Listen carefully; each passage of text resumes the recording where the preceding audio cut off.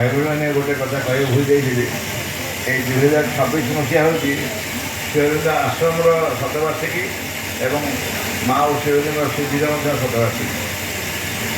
ତାର ସିମ୍ବଲିକାଲି ଆମେ ଆପଣଙ୍କୁ ଯେଉଁ ପ୍ୟାକେଟ୍ ଦିଆହେଇଛି, ସମାଜର ଗୋଟେ ଫଟୋ ଦିଆହେଇଛି, ସରି ଆଶ୍ରମର ଗୋଟେ ଫଟୋ ଦିଆହେଇଛି ଏବଂ ମା ଶିବଲିଙ୍ଗର ଦର୍ଶନର ଫଟୋ ଦିଆହେଇଛି।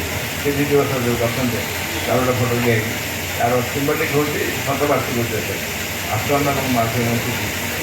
पर्वत शृंग सेपटू आसुवा लोक बाधा दौला एपटू समुद्र में आसी ये पहुँचापी बाधा दौला सहजरे कई भीतर को प्रवेश करना। तो ये से धर्म को संरक्षित कर रखा जाइला क्या द्वारा ना भगवान को द्वारा। यही कथा भगवान निजे शिवलिंग को कही